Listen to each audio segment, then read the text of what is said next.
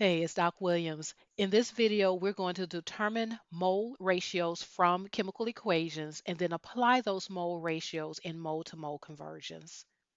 When determining mole-to-mole ratios, we have to look at the chemical equation.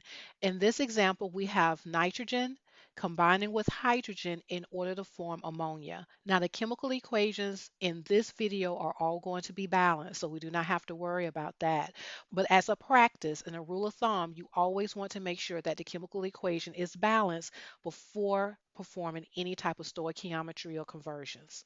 For A, the mole ratio of N2 to H2, we go to the chemical equation and look for the coefficients.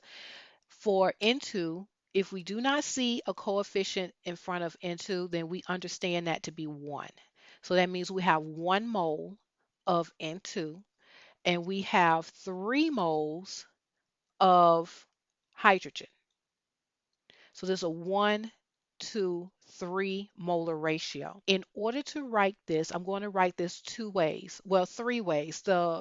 The ratio 1 to 3, but also in fractions. You want to get comfortable writing mole ratios in fractions because that is how they're going to be used in all of our stoichiometry problems. And remember, stoichiometry is just a fancy chemistry way of saying changing the amounts and or substance of one or type of one substance to a different amount and or substance. And we're going to practice that later in this video for mole to mole conversions.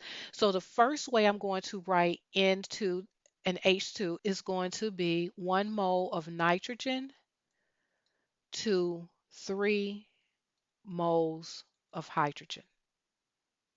And my second one would just be flipped, where I will have 3 moles of hydrogen to every 1 mole of nitrogen. So let's look at B. B says nitrogen to ammonia. So going back to our chemical equation and looking at our moles of nitrogen, we have 1 mole of nitrogen to 2 moles of NH3. To write that in our fraction format, it will be 1 mole of nitrogen to 2 moles of NH3.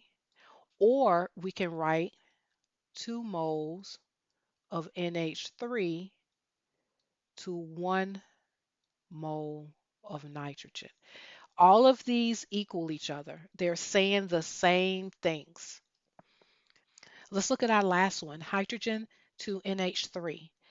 Can you write the 3 different statements for the ratios of hydrogen to NH3 using the chemical equation? Go ahead and pause the video and write those three statements. So we have 3 hydrogens, 2 NH3s. It does not matter which one you write on top or bottom unless you are working a problem. So I can start with the NH3, 2 moles NH3 over 3 moles of hydrogen, and then flip it, 3 moles of hydrogen over 2 moles of NH3. Let's do one more before we jump into our mole-mole conversions. Pause the video and write the mole-to-mole conversions for each of these three. Looking at the chemical equation for A, we have 3 moles of magnesium chloride and 2 moles of aluminum. So this would be a 3 to 2 ratio. That means we'll have 3 moles of magnesium chloride to every 2 moles of aluminum in this reaction. Or we can also say 2 moles of aluminum for every 3 moles of magnesium chloride. Looking at B, we have 2 moles of aluminum to every 2 moles of aluminum chloride. This can also be written as 1 to 1. So how would this look in our fraction form? We can write, if we were to write 2 moles of aluminum over 2 moles of aluminum chloride, then these two would cancel, and that will leave us with 1 mole of aluminum over 1 mole of aluminum chloride. And if we were to write it the other way, this is what you'll get. Looking at C, we have a 2 aluminum chloride to 3 magnesium chloride ratio. So that would be 2 moles of aluminum chloride over 3 moles of magnesium chloride. And again, remember this is going to be, it doesn't matter which way I wrote it first when I'm just listing it this way. They mean, these statements are equal. They mean the same thing.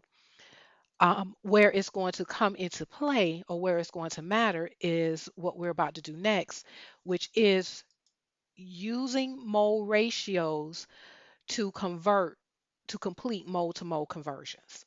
So let's look at this first problem. How many moles of aluminum chloride is produced if 8 moles of magnesium chloride reacts with an excess of aluminum?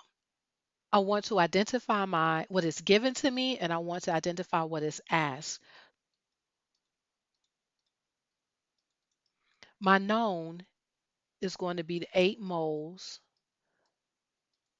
of magnesium chloride, and my unknown is going to be how many moles of aluminum chloride is formed. I want to start with my given, which is 8 moles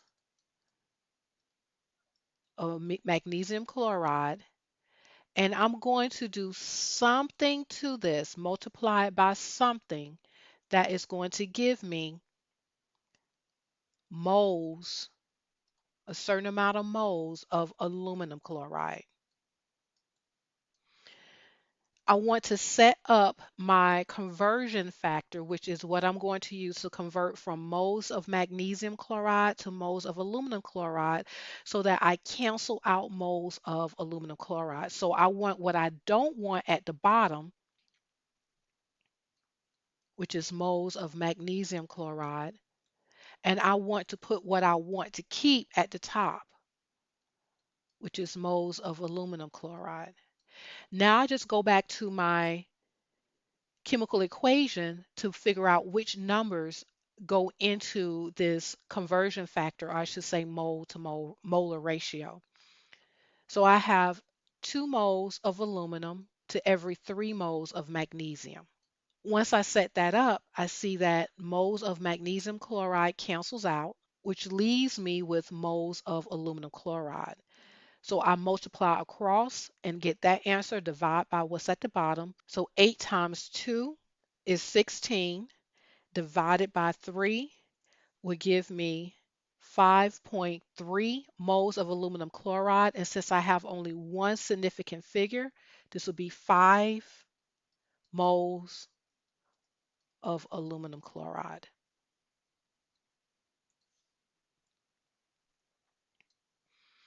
To put this in a slightly different way that we can use as a template for solving these type of problems, we're going to start off with the known, and then we're going to multiply that by the molar ratio with the known at the bottom, unknown at the top, and that's going to leave us with the unknown. This part here is your mole ratio, and the knowing that the unknown goes at the top, the known at the bottom will help you to determine which of these two fractions you're using. Notice in that one, we wanted to keep our unknown was how many moles of aluminum chloride, and we knew the amount of magnesium chloride that was given to us. So this was why we used that first um, conversion factor. Let's do another example.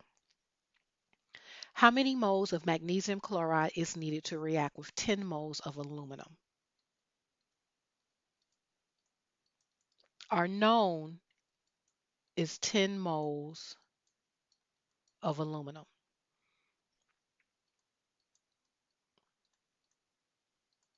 The unknown is the number of moles of magnesium chloride. It is important to keep your units there because we're going to get to the point of where we're converting not only between the different types of compounds or elements, but we're also going to be converting between units. So it's going to be very important to keep track of your units. So let's set this up with our known multiplied by the molar ratio of unknown over known equals unknown. Let's set this up. So we know that we have 10 moles of aluminum. What we want to find out is how many moles of magnesium chloride will be produced from 10 moles of aluminum. So what we have to do now is go to our equation to figure out our molar ratio. The moles of our unknown, which is the magnesium chloride, will go at the top. And what we want to cancel out is the moles of the known, which is the aluminum chloride. Let's go in and plug in our numbers. We have 2 moles of aluminum, and I said that wrong. That should be aluminum, not aluminum chloride. And we have 3 moles of magnesium chloride. We're going to put that at the top. We're going to check ourselves to make sure that the moles of aluminum cancels out and leaves only the moles of magnesium chloride. Keep in mind that the only thing that goes in this particular part will be the mole ratio, not what is given, not the number that is given. Now we do the math. 10 times 3 gives us 30. 30 divided by 2 is going to be 15 moles of magnesium chloride. For significant figures, since this does not have a decimal behind it, we only have one significant figure. We can either write this as 20 moles of magnesium chloride or 1.5 times 10 to the 1 moles of magnesium chloride. For this next question, how many moles of carbon dioxide are obtained when 15 moles of methane are burned? This is a combustion reaction. Go ahead and pause the video and work this one out. Okay, we know that we have 15 moles of methane, which is CH4, and we are unknown, or what we want is the number of moles of carbon dioxide.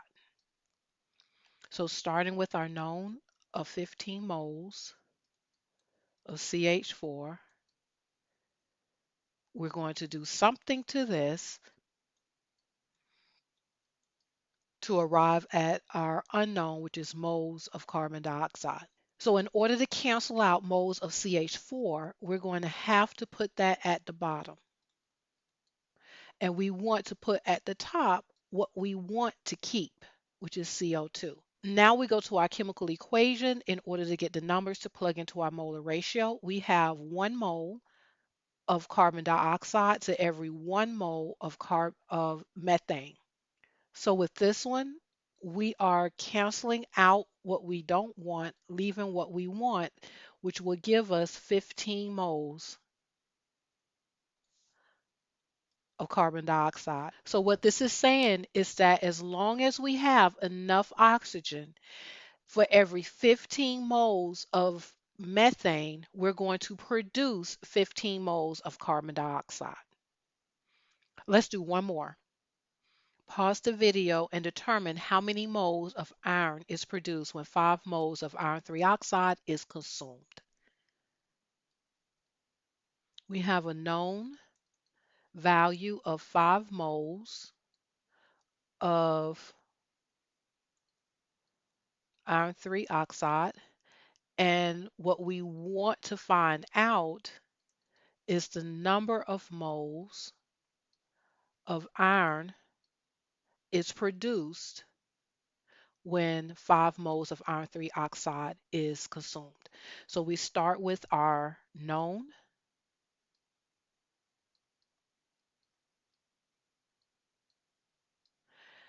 and then we are going to set this up so that we are provided with our unknown. Our mole ratio will cancel out our known and leave our unknown. So now we go to our chemical equation to find the coefficients. We have 1 mole of iron oxide, and if that is in the presence of enough carbon monoxide, then we form 2 moles of iron. To figure out how many of that is formed from our 5 moles of iron oxide, we are now just going to carry through with the math. These cancel, so that's going to be 5 times 2 divided by 1. That means we will have 10 moles of iron oxide. And it makes sense since we have a 2-to-1 ratio. Thanks, guys. And as always, let me know if you have any questions. See you in our next class.